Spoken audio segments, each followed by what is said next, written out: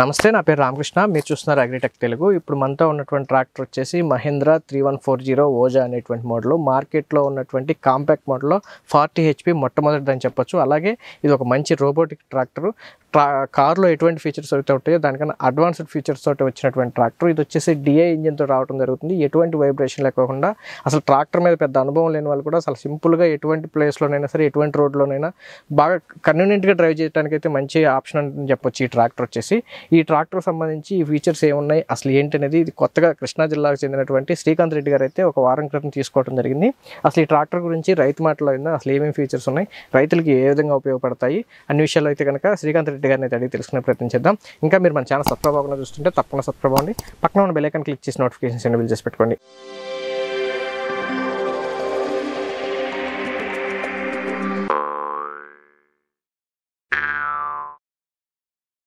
ఇప్పుడు మనతో ఈ ట్రాక్టర్ వాడుతున్నటువంటి రైతు శ్రీకాంత్ రెడ్డి గారు ఉన్నారు. ఆయనతో మాట్లాడదాం. శ్రీకాంత్ రెడ్డి గారు నమస్తే అండి. నమస్తే అండి సార్, ఇప్పుడు మీరు ఎప్పటి నుంచి ట్రాక్టర్లో గురించి అనుభవం ఉంది?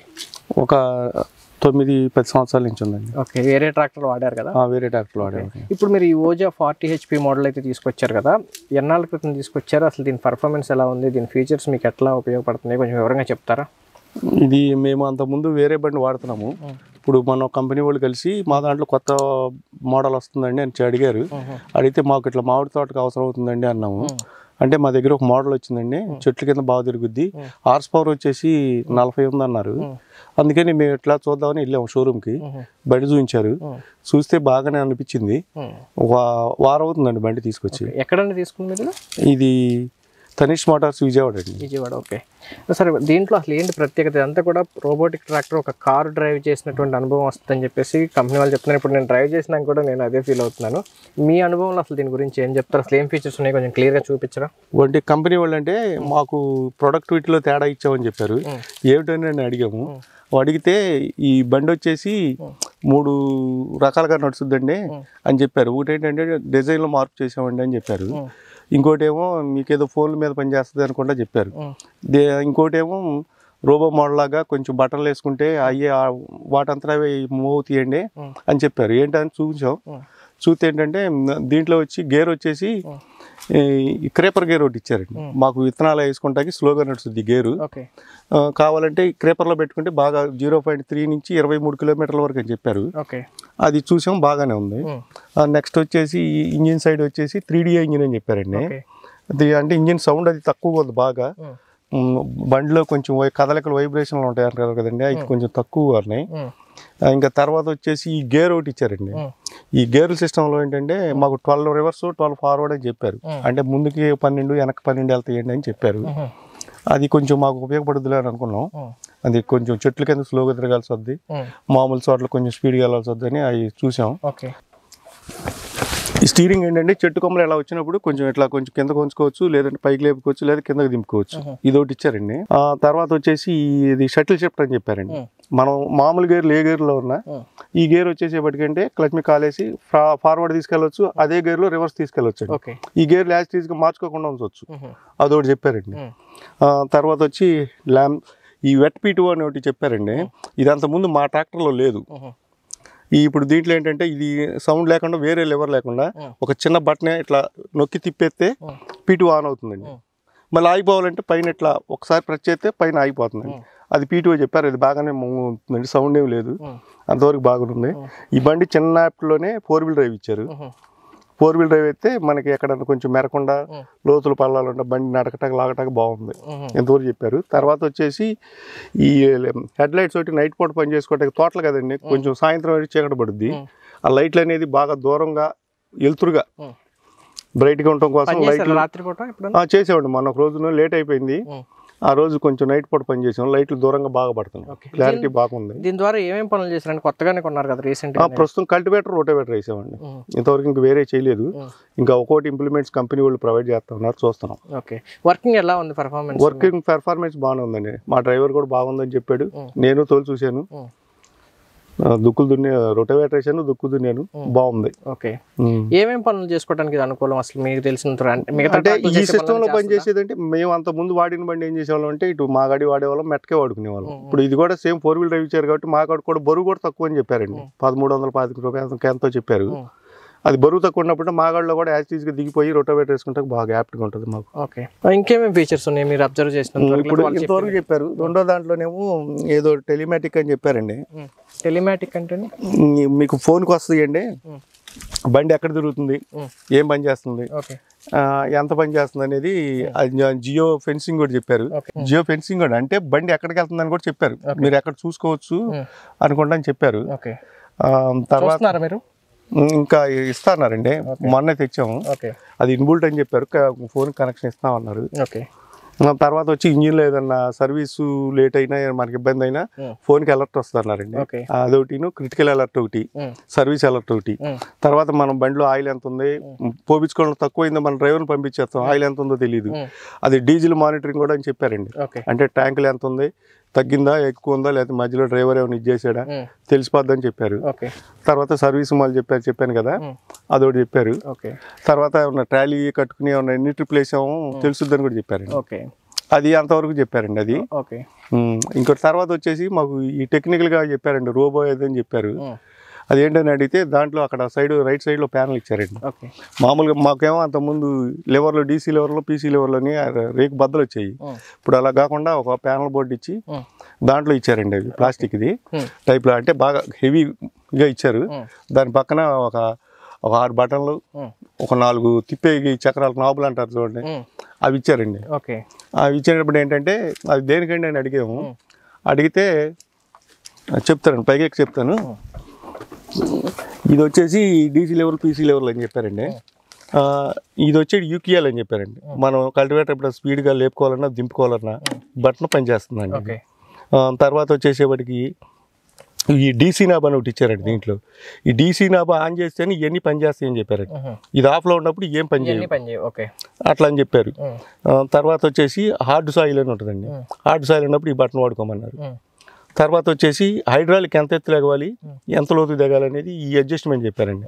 అంటే మనకి నేల కన్నా ఎక్కువ ఎత్తు లేకుండా జస్ట్ అటు నేల మీద వేసి ఈ ఆటో రివర్స్గా దిగిపోద్దండి అది. అదొకటి. ఇదొకటి సాయిల్ తేడా వచ్చినప్పుడు ఇదొకటి చెప్పారండి. స్పీడు కల్టివేటర్ కానీ వెనకమాల ఇంప్లిమెంట్ కానీ ఎంత స్పీడ్ ఎగవాలి, ఎంత స్పీడ్ దిగాలి, అది ఈ బటన్ నాబ్ మీద కంట్రోల్ చేసుకోవచ్చు అండి.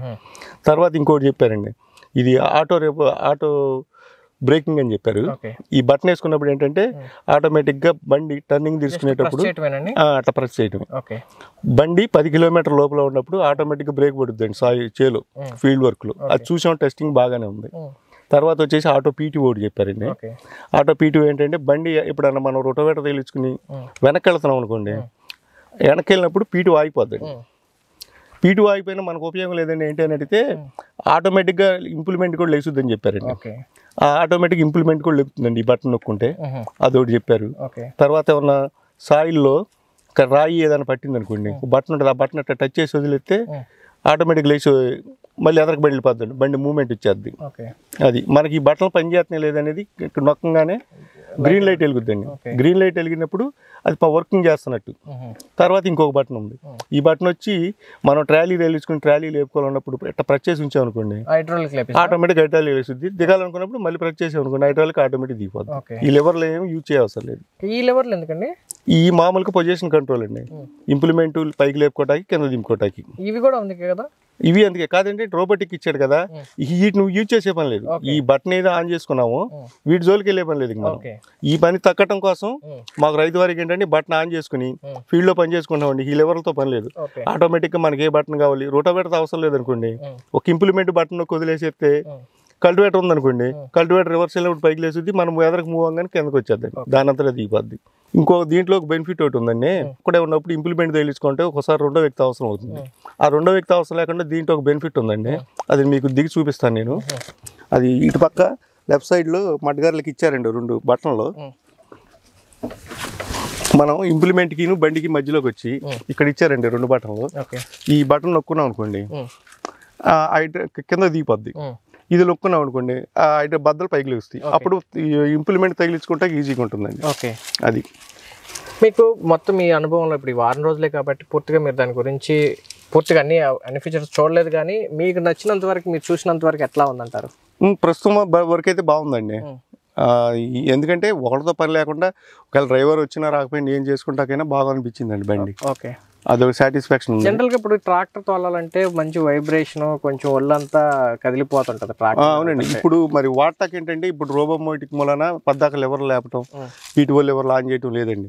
బటన్ మనం వేసుకుని మన పని మనం చేసుకుంటే వాటి అంతటా అవి లేపుతూ ఉంటాయి, దిగుతూ ఉంటాయి. అంతవరకు బాగుందండి. ఓకే ఓకే అండి. ఇప్పుడు మొత్తంగా అయితే రైతులకి మీరు ఎంతవరకు రికమెండ్ చేస్తారు ఈ ట్రాక్టర్ని?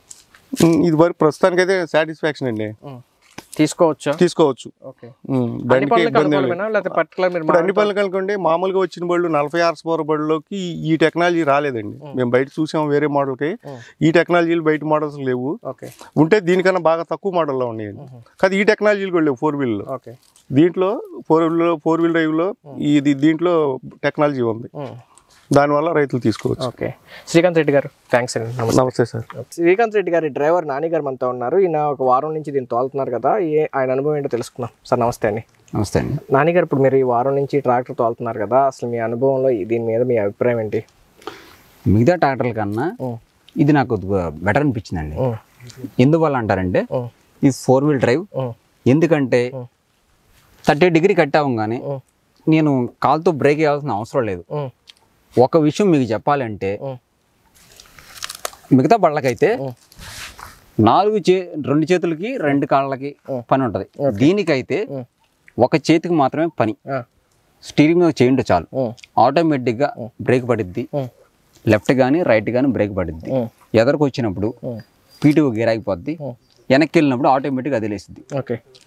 నేను డ్రైవర్గా మీకు మాట చెప్తానండి, బండి మాత్రం డ్రైవింగ్ విషయంలో మాత్రం నాకు చాలా సింపుల్గా ఉంది.